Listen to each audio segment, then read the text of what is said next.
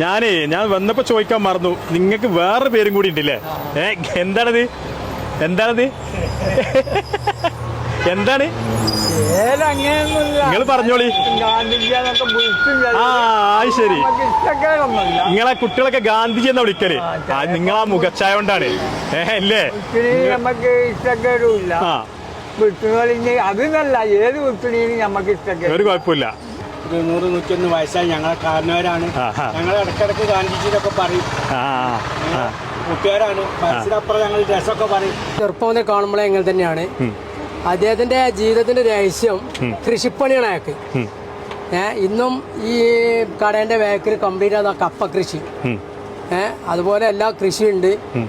ആ കൃഷിയൊക്കെ അങ്ങനെ അതിൻ്റെ അടുത്തൊക്കെ ഇങ്ങനെ പോയി അങ്ങനെ കാണുമ്പോൾ അയാളെ ആവേശം. ഇല്ലാത്ത ഏർപ്പാടൊന്നുമില്ല, എല്ലാ പരിപാടിയും ഉണ്ട്. ഈ കൃഷി തുടങ്ങിയിട്ട് കുറെ കാലമായോ? കൃഷി പഴയ കാലത്ത് ഇതിപ്പം കുറച്ചുണ്ടാക്കിയിട്ടുള്ളൂ. പഴയ കാലത്ത് 10-100 പണിക്കാരെ എത്തിക്കാട്ട് കൃഷി വിളിക്കാത്ത ഏർപ്പാടൊന്നുമില്ല. എല്ലാ ഏർപ്പാടും നമ്മൾ ചെയ്തു.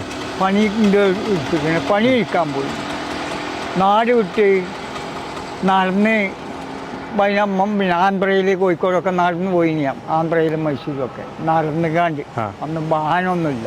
അന്നൊക്കെ പട്ടിണി കാലല്ലേ, അന്ന് താളും തവരും തിന്നണ കാലല്ലേ.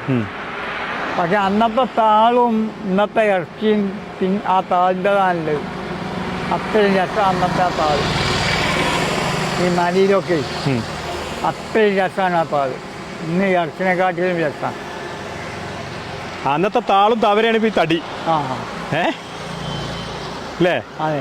അന്ന് പിന്നെ മലയിലൊക്കെ നമ്മൾ പല സാധനം തിന്നാൻ കിട്ടും. മലയിലൊക്കെ മേലാടിയിലൊക്കെ പോകുമ്പോൾ ഉടുമ്പ്, മലെണ്ണ അങ്ങനെയൊക്കെ തിന്നാൻ കിട്ടും. ഇഷ്ടംമാതിരി.